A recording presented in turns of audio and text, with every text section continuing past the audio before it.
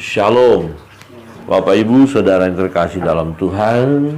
Pada pagi hari yang indah ini kita bersyukur boleh menikmati anugerah Tuhan, kebaikan Tuhan, dan kita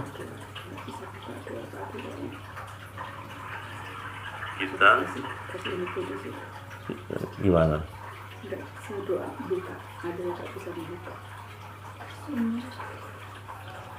Ya, di Facebook ada link ya.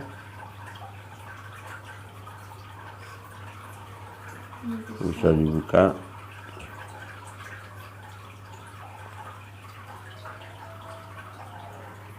Ya, kita akan merenungkan firman Tuhan.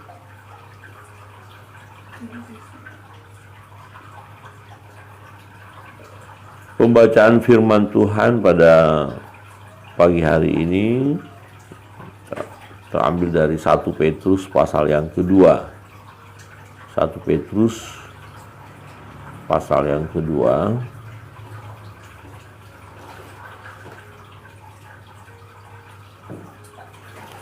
Satu perikop kita akan baca dan renungkan, dimulai dari ayat 11. Ayat 11 saya baca, ayat 12 Bapak Ibu dan Saudara, demikian seterusnya kita akan membaca secara bergantian. 1 Petrus pasal 2 ayat 11. Saudara-saudaraku yang kekasih, aku menasihati kamu supaya sebagai pendatang dan perantau, kamu menjauhkan diri dari keinginan-keinginan daging yang berjuang melawan jiwa.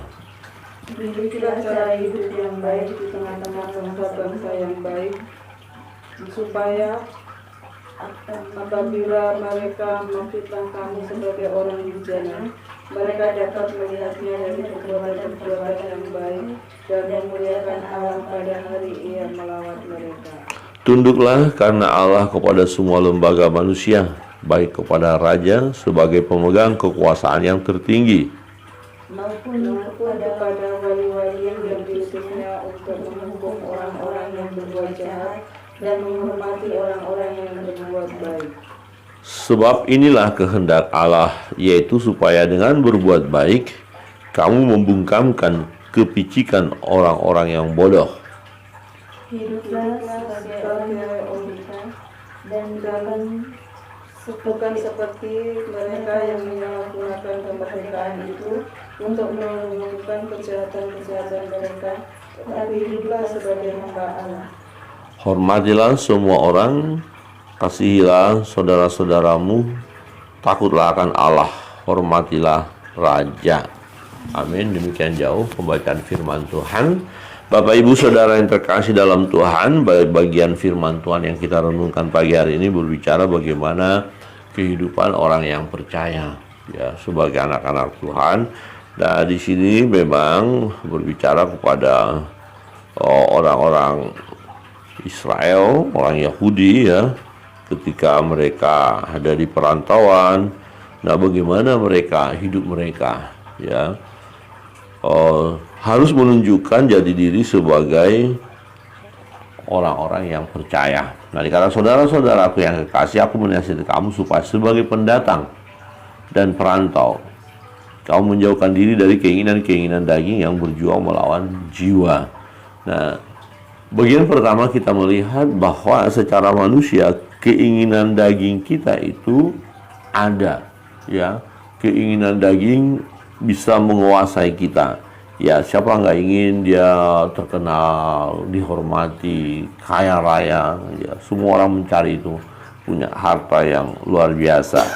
Tetapi dalam tulisan Petrus ini kita lihat bagaimana diingatkan kepada mereka, ya, umat Tuhan yang sedang berada di perantauan, ya, supaya mereka menjauhkan diri dari keinginan-keinginan daging.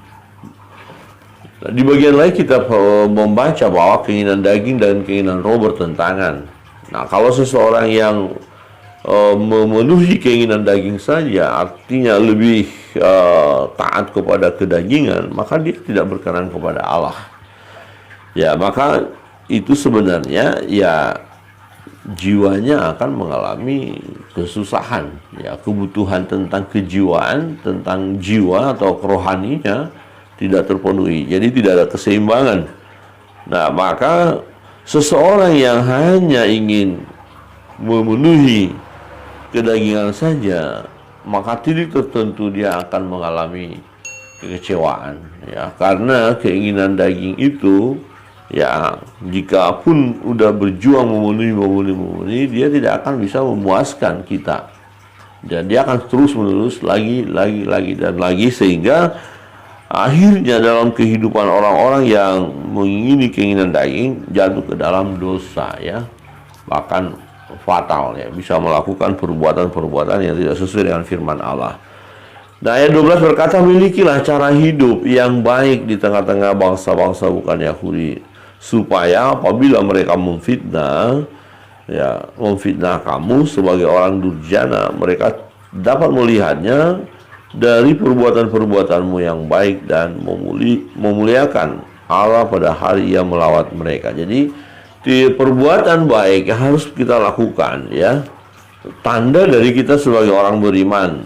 Cara hidup yang benar. Cara hidup yang benar itu yang bagaimana? Cara hidup yang benar adalah cara hidup yang sesuai dengan firman Allah. Ya, takut akan Allah ada pada seseorang, maka semestinya, ya, cara hidupnya adalah cara hidup sesuai dengan budaya Alkitab, ya, budaya Alkitab atau sesuai dengan firman Allah, ya. Nah, jika seseorang melakukan hal yang baik, tidak ada lagi kesempatan orang lain untuk memfitnah, ya, dan kemudian menjatuhkan. Ya, misalnya seseorang mau menyalahkan kita bertanya, salahnya di mana? Salahnya apa? Nah, kamu lakukan ini. Nah, itu kan memang harus dilakukan. Tidak ada aturan yang mengatakan itu tidak dilakukan.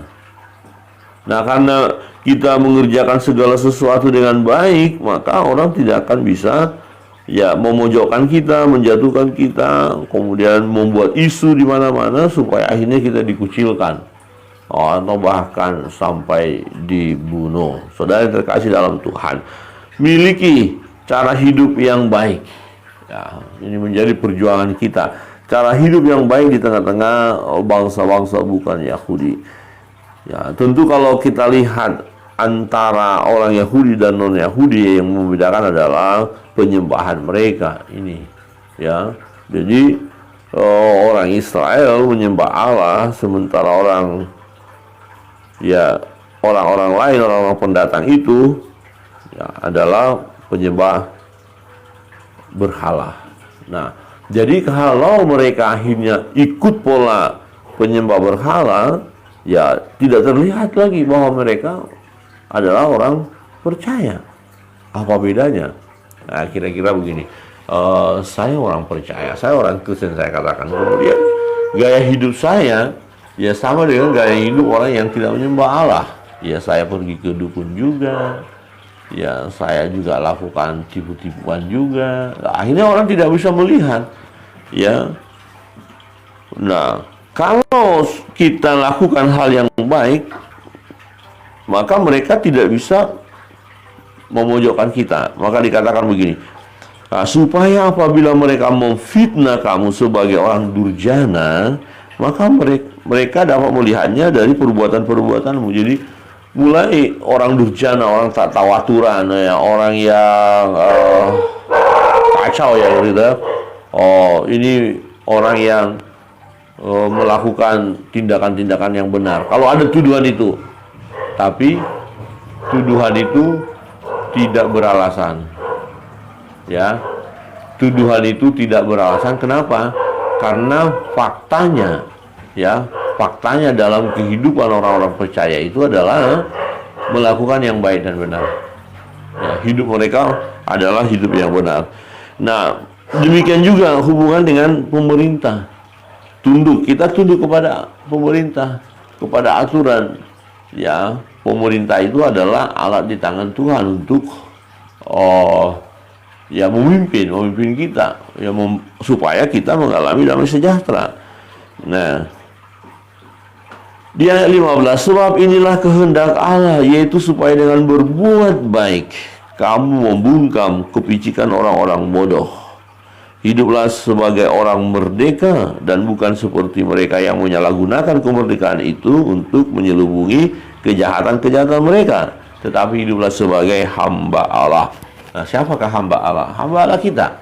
Semua orang yang percaya kepada Yesus, pengikut Kristus, adalah hamba Allah. Nah, hidup kita haruslah hidup yang berkenan kepada Allah, yang menyenangkan hati Allah.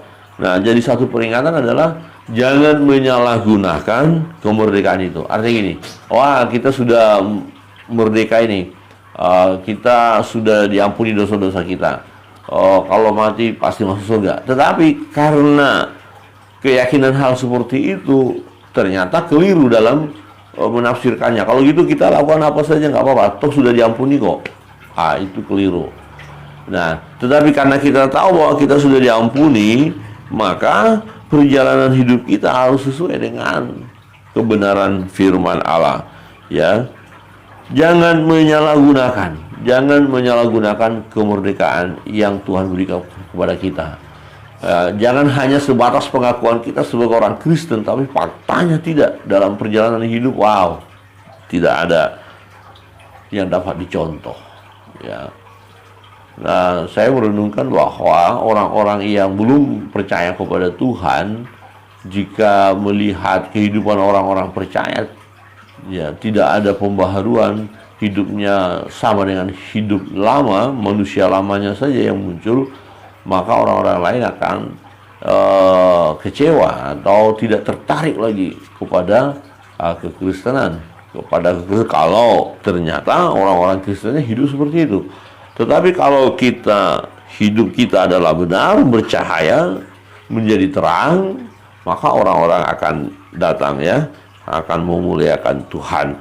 Sebab inilah kehendak Allah, yaitu supaya dengan berbuat baik kamu membungkam kepicikan orang-orang yang bodoh. Ya, jadi saudara terkasih dalam Tuhan, misalnya begini, kita ini dizolimi, dijahatin, ya, dianiaya. Nah, bagaimana cara kita menghadapinya? Ya, kita boleh balas juga. Wah, sama saja.